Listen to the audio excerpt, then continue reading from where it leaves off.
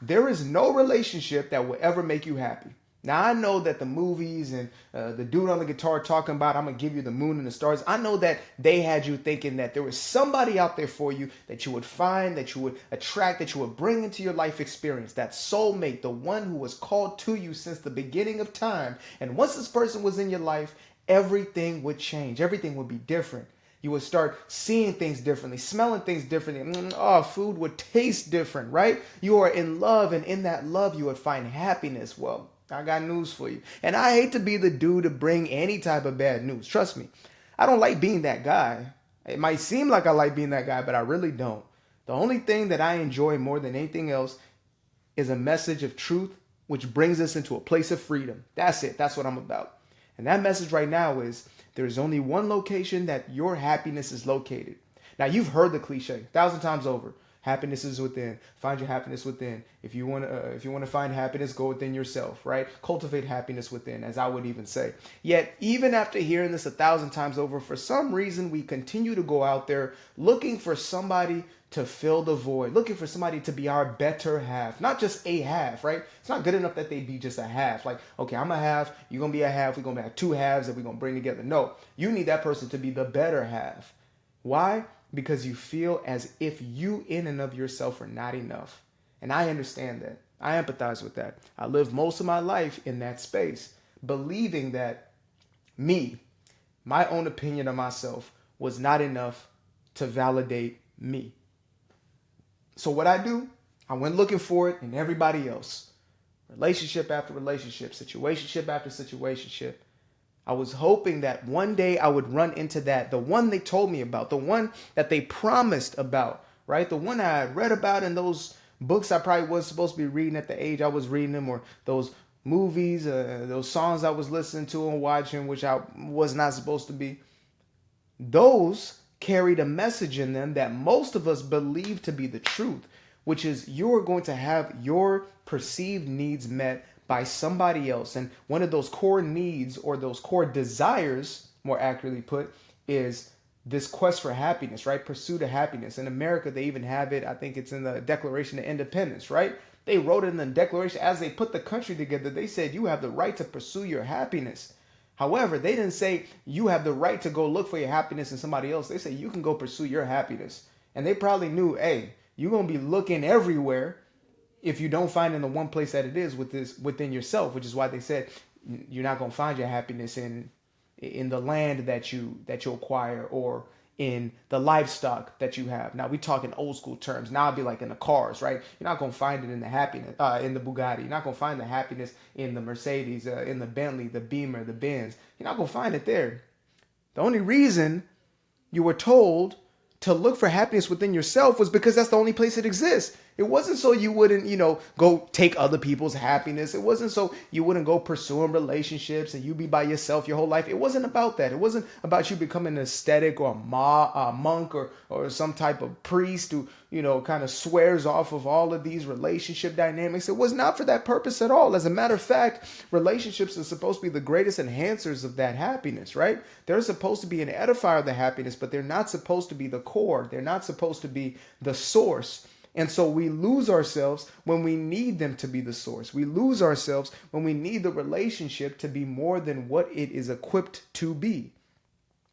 All it can be is what it is, which is an opportunity for us to give and to receive love and to grow, to become more, right? To have aspects of us that are not necessarily serving us in this very stage of our life, purged out of us, stripped away from us, taken out of us. There are belief systems. There are ways in which you operate through life that must be removed in order for you to actually enjoy life at the highest levels. And so a relationship can work in that way, right?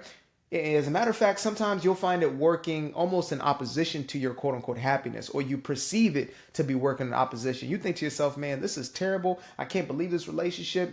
This person neglects me. They don't talk to me. They don't make me happy. And in that, you have an opportunity to learn how to cultivate it within yourself. It was only in a relationship where I had to be self-sustaining in almost every single way when it came to intimacy that I became somebody who could genuinely be satisfied, genuinely be happy by myself. It was only through that, right? Being in a relationship where, you're in this dynamic where you're literally having to meet every single one of those needs, you start to realize, oh, this was the intention the entire time. This is what I was supposed to be doing the whole time. Because even when it seemed like they were meeting that need, it didn't really satisfy. It didn't really last. It kind of dissipated fast as it happened, right? I needed you to appreciate me. Why don't you appreciate me? Then I get the appreciation, and then it weans off and it wears off, and it's not satisfying. It's not what I thought it was. Like it doesn't hit different in the way that I thought it was going to hit different. Yet the moment I started turning these aspects inward, the moment I started looking within myself for that joy, looking within myself for the happiness, looking within myself for every single aspect of what I thought a relationship was supposed to bring me, everything changed. That's when the entire dynamic shifted. And I'm not saying I'm in a place of perfection. I'm this, kind of cleansed, purified guru or whatever it may be. Trust me, I'm far from that. But I am at a place where I've done enough of the work to understand that the one location of all things that you seek is truly within. And that's the beauty of this life. Like, it's also kind of the irony in it, because we're literally designed in a way where we cannot actually perceive ourselves on a day-to-day, right? So if you have the ability of sight and you can see the world around you, you can't see yourself on a daily basis unless you stand in front of a mirror half the time, or you do a lot of videos and selfies and things of that nature like I do, right? If you got yourself real cocky and conceited looking at yourself half of the day, then maybe you're looking at yourself a little more regularly. But besides that, if you're like most of the world, you only perceive the outside world, and so you put everything on the external. Everything is externalized. Everything is put in place on others. You look for others' responses in order to, show you where you are as a barometer of how you're showing up in the world. And so that's the entire gag about it, is like our world seems to be outer when in truth it is an inner experience, when in reality our realities are actually crafted within ourselves, within our own belief systems, right? Within the things that we hold on to, the stories that we tell ourselves continuously. That's where life is happening. And if we do not recognize that, there's going to be an ultimate suffering, a reckoning that we must come to. And I think that, all suffering in essence leads to growth or to awakening, right? And the suffering is not necessary, right? Suffering is not like pain. Like, pain is a necessary aspect of life. It actually serves us, but suffering is not. Suffering is just the story that we tell about the pain that we feel.